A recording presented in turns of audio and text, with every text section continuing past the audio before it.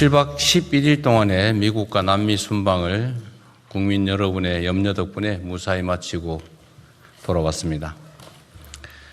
이번 순방은 초격차 산업 강국의 기반을 더욱 단단하게 다지고 글로벌 책임 강국이라는 위상을 한 차원 높이는 순방이었습니다.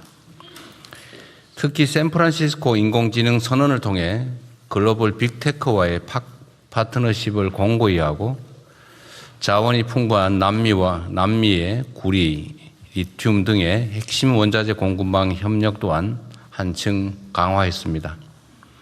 브라질과의 방산 협력도 매우 의미 있는 성과입니다. 지금 세계 각국은 국가의 명운을 걸고 국익 총력전에 나서고 있습니다.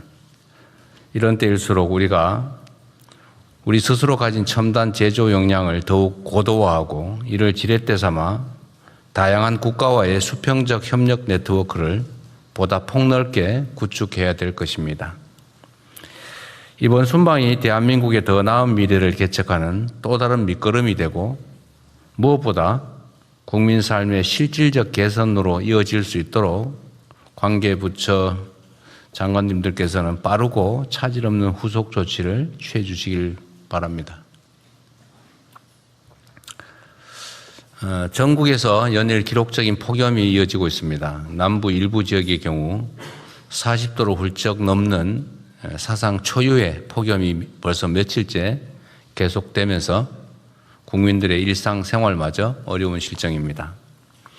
극심한 폭염으로 5월부터 지금까지 발생한 온열 환자가 2,000명에 가깝고 사망자도 16명에 이르는 등 상황이 매우 위중합니다. 돼지, 닭 등 가축과 양식 어류의 집단 폐사, 농작물 피해 같은 재산 손실 또한 매우 큽니다. 더 큰 문제는 기상이변으로 극한적인 날씨가 앞으로 상당 기간 지속될 가능성이 높다는 점입니다. 현 상황을 국가 재난 사태로 보고 국민 삶을 보호하기 위해서 총력을 기울여 필요한 조치를 빠르고 빈틈없이 추진해 주시기 바랍니다. 무엇보다 시급한 일은 국민의 생명을 지키는 것입니다. 쪽방촌 주민과 독거노인 등 취약계층 지원책을 한 번 더 세심하게 살펴주시고 옥외 작업장과 밀폐 공간에서 일하는 노동자의 안전관리 역시 꼼꼼하게 챙겨주시기 바랍니다. 특히 노동자들의 작업 중지권이 실질적으로 작동될 수 있도록 현장을 집중 점검해야 되겠습니다.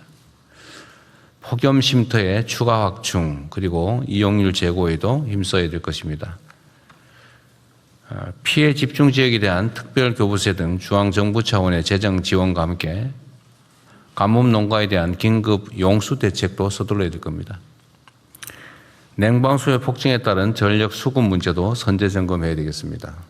우리 기후부가 잘 챙겨주기 바랍니다. 극한 기후의 일상화에 대응해서 재난 시스템을 근본적으로 재설계하는 노력도 필요합니다. 폭염에 대한 범국가적 위험 인식을 한층 더 높여야 할 때입니다.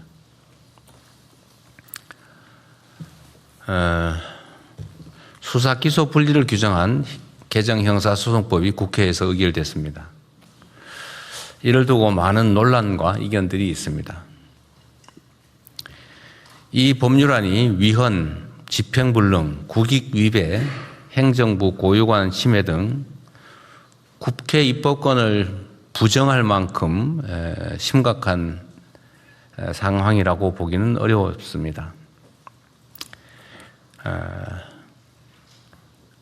거부권 행사라고 하는 게 의견이 다르다고 할 수 있는 것은 아니고 상권 분리 원칙에 따라서 상대의 권한 행사 자체가 상권 분립에 위배된다, 헌정 질서에 위반된다라고 해야 상대의 권능을 부정할 수 있다는 게 어제 헌법학계 의견이기 때문에 지금 상태로는 입법권을 부정할 정도에 이른다고 보기가 참 어렵습니다. 주권자 국민이 부여한 모든 권한은 견제와 균형의 원리를 바탕으로 투명하고 공정하게 행사되어야 합니다. 이는 국민 주권과 민주주의 또 법치주의를 떠받치는 근간이자 국민의 인권과 보편적 권리를 보다 충실하게 지키기 위한 핵심 전제입니다. 그러나 지난 수십 년 동안 검찰은 수사부터 기소, 영장 청구 등 형사사법 체계 전반에 걸쳐서 매우 과대하고 집중된 권한을 행사해 왔습니다.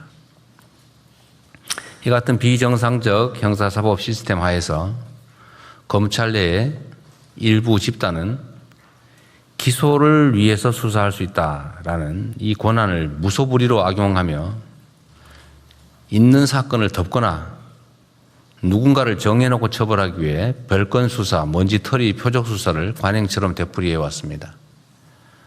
그 과정에서 무고한 국민들이 감내하기 어려운 피해를 입었고 심지어 스스로 삶을 저버리는 일도 자주 발생했습니다. 또한 묵묵히 자신의 직무를 충실히 수행한 대다수 검사들까지 정치검찰이라는 오명을 뒤집어 써야 했습니다. 수사 기소 분리는 이러한 비정상적 형사사법 시스템을 정상화하는 첫 출발입니다.